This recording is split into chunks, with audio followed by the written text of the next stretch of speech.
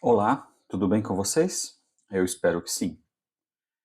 Então, para a gente começar, eu gostaria de convidar todos a fechar os olhos nesse momento, para que a gente entre em sintonia, em ligação com toda a espiritualidade amiga que está conosco neste momento. Vamos sentindo a presença do nosso anjo da guarda, vamos sentindo o amor de mãe que nos envolve, que é Maria de Nazaré, que nos acalma, nos conforta. Ela nos pega no seu manto de amor e de luz e nos leva até a presença do seu Filho, do nosso Mestre Jesus, e só temos a agradecer a Ele por todos os ensinamentos que Ele deixou, todo o seu exemplo de vida.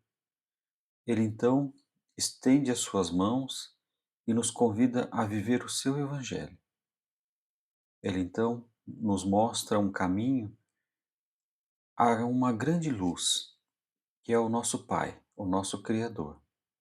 Que só temos a agradecer a Ele, também todas as situações, todos os acontecimentos, tudo aquilo que acontece de bom na nossa vida. Agradecemos também aqueles momentos não tão bons assim, pois sabemos que tudo isso é para o nosso aprendizado e crescimento. Então, nesse momento, perante a Deus, como forma de gratidão, vamos entregando a Ele a prece que Jesus nos ensinou. Pai nosso que estais no céu, santificado seja o vosso nome.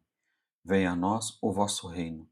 Seja feita a vossa vontade, assim na terra como no céu. E o pão nosso de cada dia dai-nos hoje. E perdoai as nossas ofensas, assim como nós temos perdoado aqueles que nos têm ofendido. E não nos deixeis cair em tentação, mas livrai-nos de todo o mal. Que assim seja, graças a Deus. Bem, o tema de hoje, e o que eu queria trazer, é um tema que está ligado a uma passagem muito conhecida. Acho que todo mundo já conhece um pouco desta passagem da vida de Jesus, com relação à última ceia. Tem até alguns quadros famosos falando sobre essa ceia, mostrando essa ceia, Jesus ao centro, ali, os apóstolos, alguns apóstolos de um lado, 6 apóstolos de um lado, 6 apóstolos do outro. Mas quando a gente vê essa cena, essa da última ceia, às vezes a gente tem a impressão que foi algo muito tranquilo, algo muito harmonioso. E na verdade, quando a gente começa a estudar o Evangelho, a gente percebe que não foi bem assim. Foi uma noite muito tumultuada até.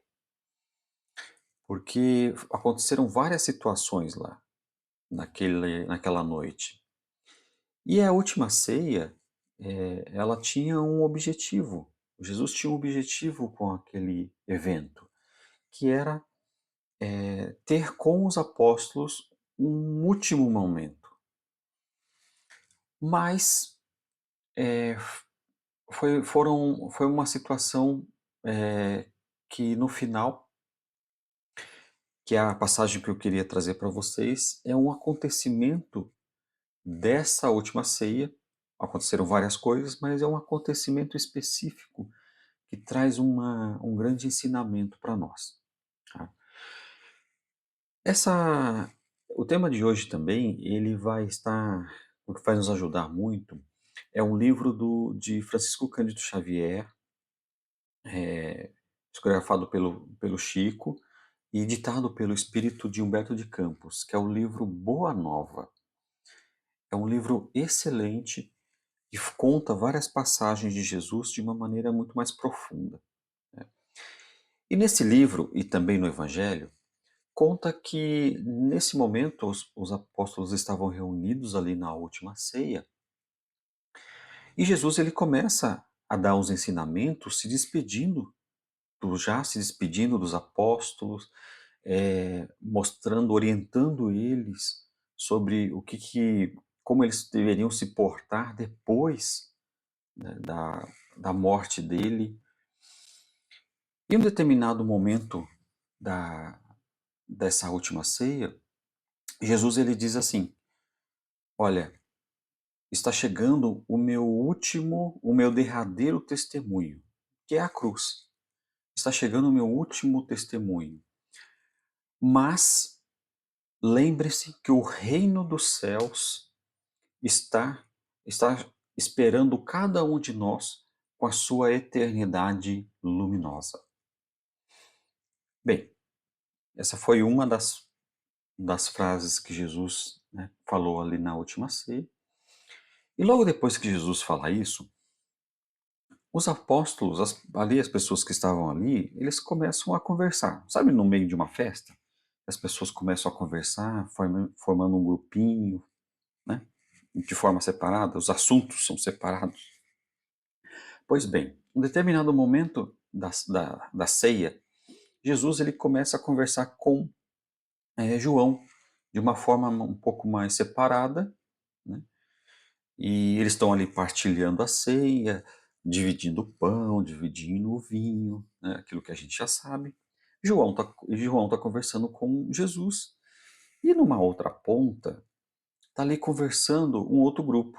Tomé, Mateus, Pedro, eles estão conversando ali de forma um pouco mais isolada. E qual que era a conversa deles? A conversa deles era a seguinte, assim, olha, o mestre já falou, o reino dos céus está nos esperando, o reino dos céus, ele está chegando. E a gente precisa decidir aqui quem vai ser o maior entre nós aqui, depois do Cristo, qual que vai ser o maior nesse reino? Qual que vai ser aquele que vai comandar aqui todos nós? A gente precisa decidir isso. Aí um outro fala assim: olha, a gente tem que resolver isso também, mas tem uma outra coisa. Eu acho que a partir do momento que esse reino dos céus chegar, a gente tem que impor, mostrar, demonstrar as nossas virtudes espirituais, os nossos poderes espirituais a todos aqueles que não estiverem acreditando, não acreditaram na mensagem de Jesus. Olha o nível da conversa.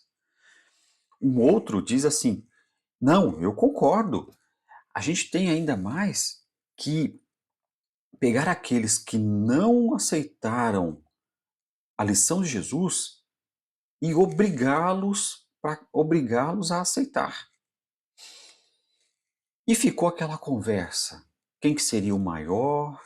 Temos que dominar, a gente tem que mostrar os nossos poderes. Ficou aquela conversa naquele grupo de apóstolos.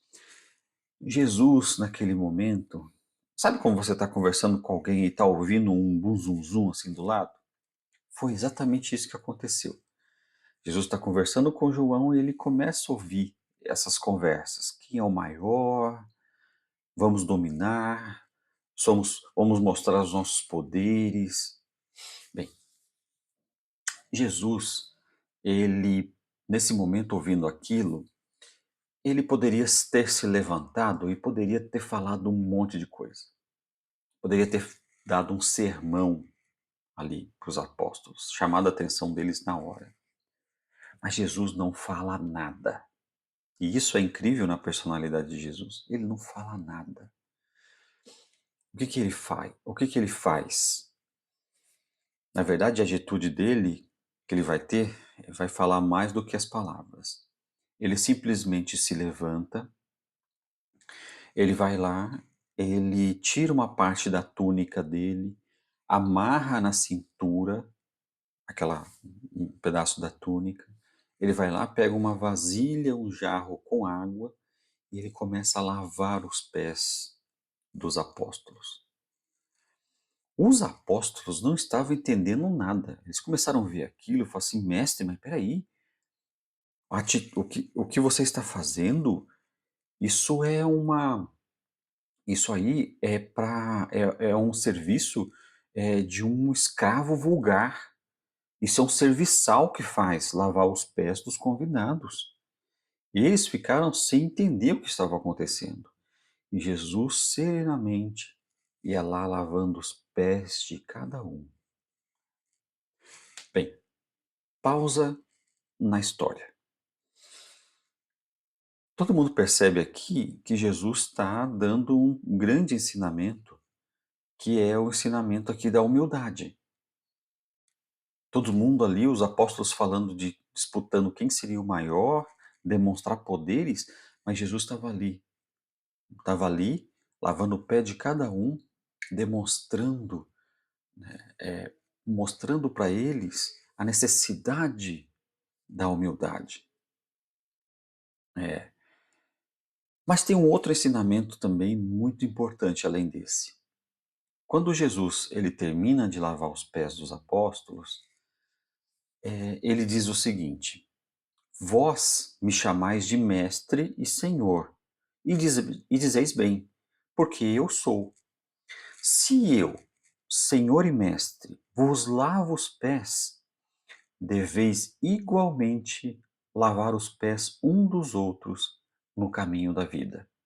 Porque no reino do bem e da verdade, o maior será sempre aquele que se fizer sinceramente o menor de todos. Olha aí, olha que frase, que ensinamento de Jesus.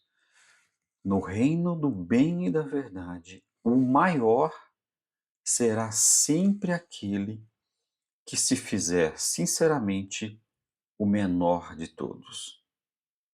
E ele diz assim: que deveis igualmente lavar os pés um dos outros no caminho da vida. Quando a gente vê o mundo hoje que a gente tem, o que o mundo fala pra gente? Ele diz pra gente o seguinte, que quem tem mais poder, quem tem mais riqueza, quem tem mais sucesso, ele mostra pra gente que exatamente essas pessoas, ele é sempre servido. Ele sempre tem muitos funcionários, empregados, ele é sempre servido. Mas na lógica divina, Jesus está falando que é exatamente o contrário.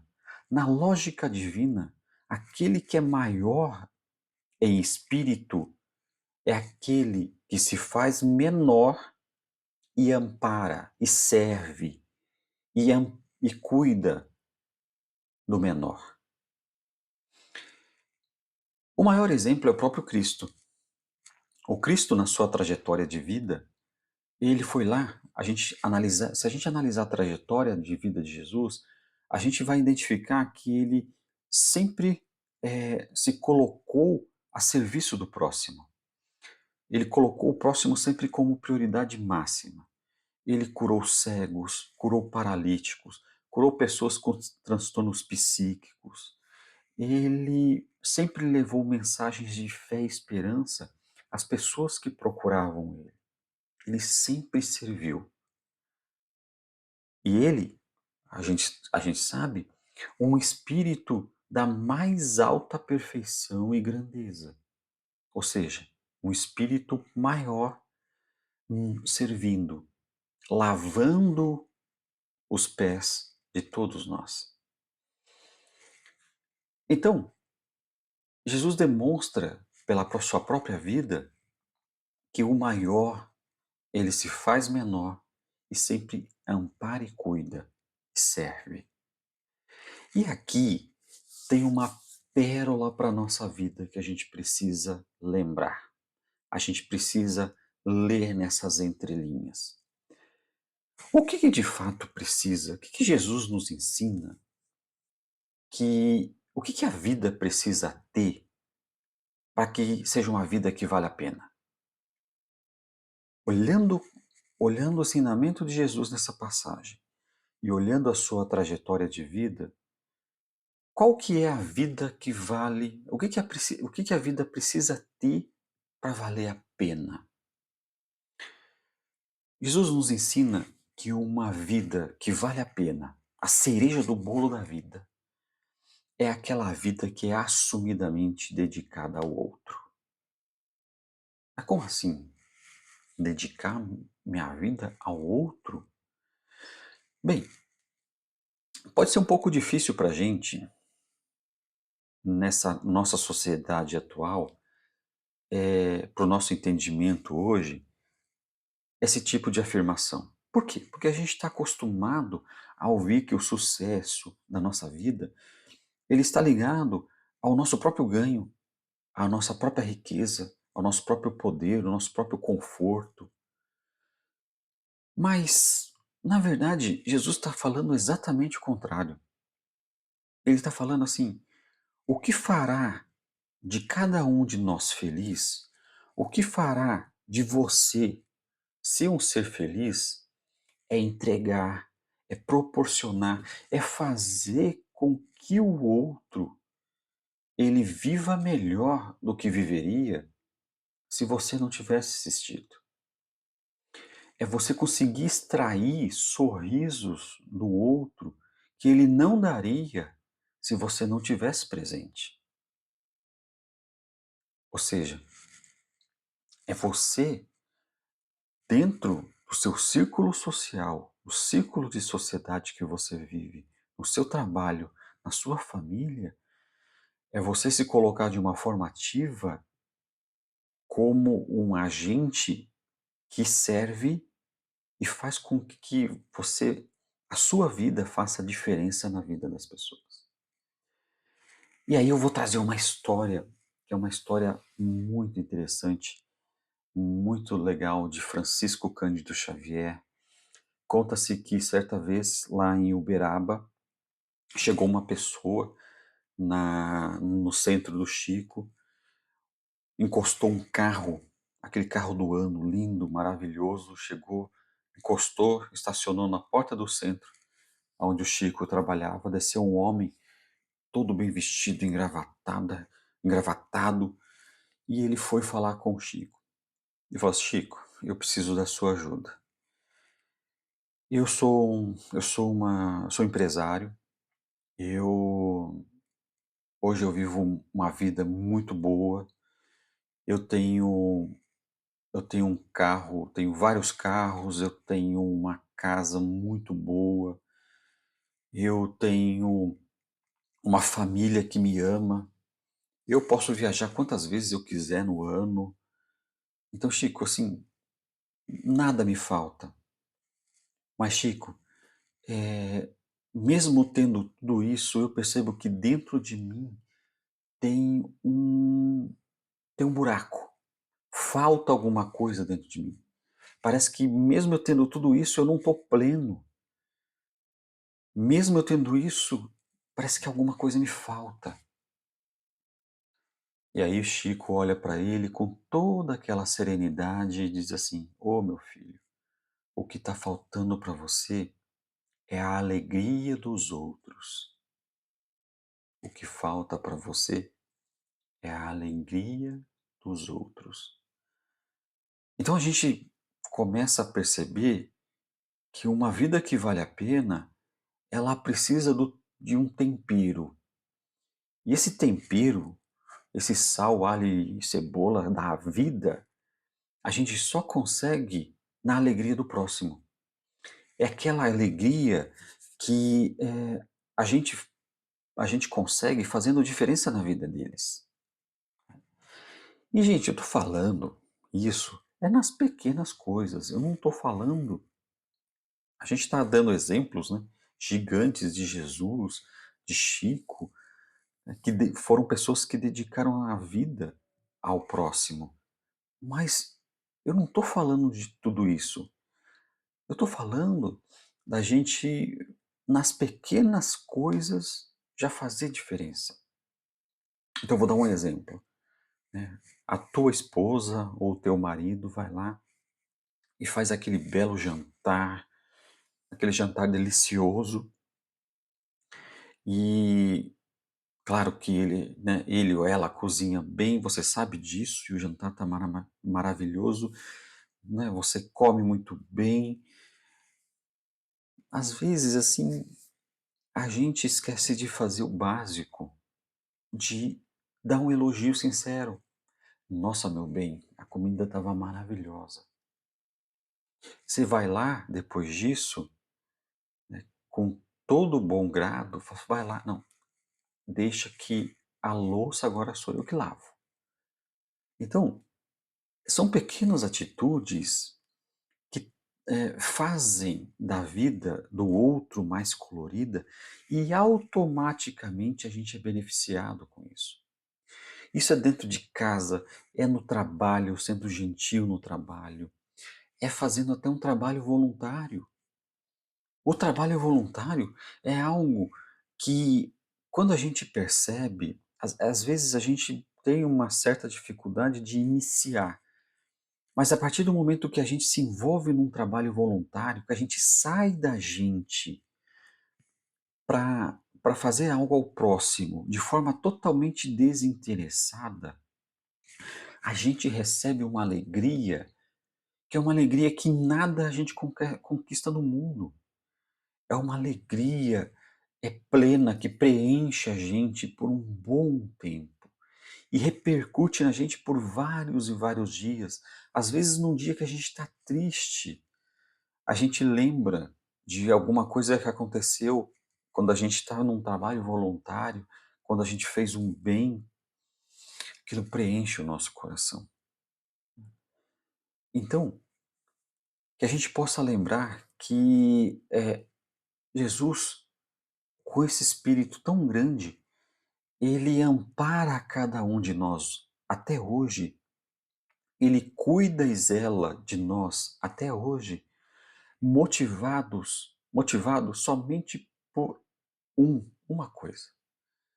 A motivação de Jesus em nos ajudar é nos ver feliz, é ver cada um de nós feliz, todos nós felizes, e essa felicidade é o que motiva, o que alavanca a vida desses espíritos que nos ajudam.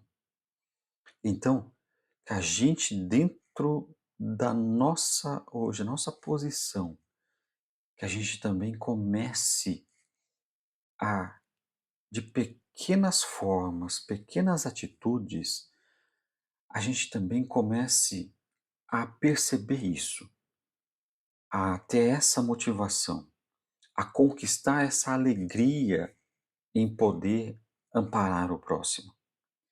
E por isso que a grande máxima da doutrina espírita é que fora da caridade não há salvação. Porque é a partir da caridade que a gente vai até o próximo, esse amor retorna até nós e nos salva. Então, que comece por hoje. Comece por hoje. Veja o que você pode fazer hoje por alguém que está ao teu redor, um bem que você possa levar, uma alegria que você possa levar a alguma pessoa, que seja genuína. E depois você possa se lembrar e ficar feliz pelo bem que você fez. Então, para terminar, eu queria convidar todos a fechar os olhos novamente, para que a gente possa agradecer a todos os nossos irmãos espirituais que estiveram conosco, agradecer ao nosso Mestre Jesus pelo seu amor e agradecer a Deus por todo o teu amor também que nos conduz. E assim vamos aproveitando e nessa mesma, nesse mesmo objetivo que a gente colocou no tema de hoje, vamos fazendo o bem. Então vamos doando todo o sentimento mais puro e verdadeiro aos nossos irmãos que estão passando por problemas físicos, de saúde, problemas emocionais. Vamos desejando o melhor a todos os nossos irmãos passando por problemas financeiros, abandonados nas ruas, nas casas de repouso, nas clínicas de reabilitação, nos presídios, nos países em guerra. Vamos vibrando e desejando o melhor também a todos os nossos familiares que partilham conosco esta jornada, essa encarnação. E vai lembrando também de alguma pessoa que passa pela sua cabeça, que você sabe que está precisando dessas boas energias. E pedindo que isso retorne até nós também, nos enchendo de força, renovando a nossa fé e esperança para seguir nessa jornada de crescimento. Muito obrigado, Pai, e que seu infinito amor continue conosco hoje e sempre. Que assim seja. Muita paz e muita luz a todos.